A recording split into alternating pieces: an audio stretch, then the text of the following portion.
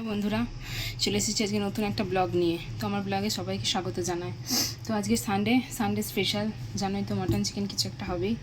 তো আজকে মাটন নিয়ে এসেছে, এই যে ধুয়ে রাখলাম। আর এই যে প্রেসারে ভাত হয়ে গেছে। ভাতটা একটু গামলায় খালি করে নিয়ে প্রেসারেই এটা করবো, কারণ এই প্রেসারে সিটি পড়ে, প্রেসারটা ঠিকঠাক। আর এই প্রেসারটা একটু সিটিটা গন্ডগোল হয়ে গেছে। এখানে আলু, পেঁয়াজ, টমেটো সব কেটে নিয়েছে। আর এখানে এই রসুনটার কাঁচা লঙ্কাটা হচ্ছে এই কলমি শাকের জন্য। এই কলমি শাকটা আজকে ভাজবো, আর এই কলমি শাকটা রেখে দেবো কালকের জন্য। ওই যে মশলাগুলো সব রেডি করে নিয়েছি। তো চলো শুরু করে দিই। কুকারটা বসিয়ে দিয়েছি, এখানে তেল গরম হচ্ছে। মশলাটাও এখানে বেটে নিয়েছি। তো আগে রান্নাটা বসাই, তারপরে শাকটা কেটে বসাবো। এই যে মশলাটা একটু ভালো করে কষে নিয়েছি, এবার মাটনটা মিশিয়ে দেবো।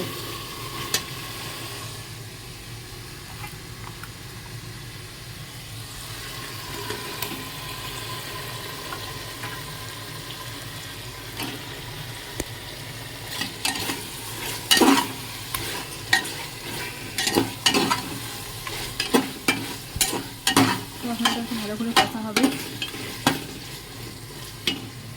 আর এই চর্বিটা আর এই আলুটা একটু পরে মেশাবো, দুটো সিটি দিয়ে নিয়ে আগে হয়ে যাবে। ভালো করে মেশাই।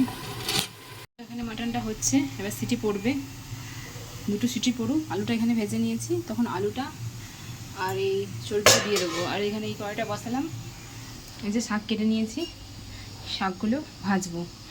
আর এগুলো রেখে দিলাম কালকের জন্য, এই রসুনটা দিয়ে, কাঁচা লঙ্কা দিয়ে। তো চলুন তাহলে করে নিই। এই যে শাকটা হচ্ছে দুজনের মতো একদমই ঠিক আছে শাকটা। আমি শাকের আলুটা অনেক বড়ো ছিল, হয়েছে, এটাও হচ্ছে, দেখি। এই শাক ভাজাটা হয়ে গেছে, একদম শুকনো শুকনো করে নামিয়েছি। ভাত দিয়ে খেতে কিন্তু দারুণ লাগবে। আর এই যে দেখছি এই প্রেসারের সিটি পড়ছে না, কী হয়েছে কি জানে, গাড়িটা আলগা হয়ে গেছে কিনা। তো এই আলুটার চর্বিটা মিশিয়ে দিয়েছি, এই যে। তো এবার ফুটবে, ততক্ষণ। এই যে ফুল রেডি, মাটনটা খুব সুন্দর হয়েছে, খুব সুন্দরভাবে গড়েছে। তো আজকের ব্লগ এই পর্যন্তই। এবার নিচে নিয়ে যাব খাবার দাবার দিয়ে খাওয়া হবে। 5টা সিটি দিলাম পরে, তো বলে গেছে।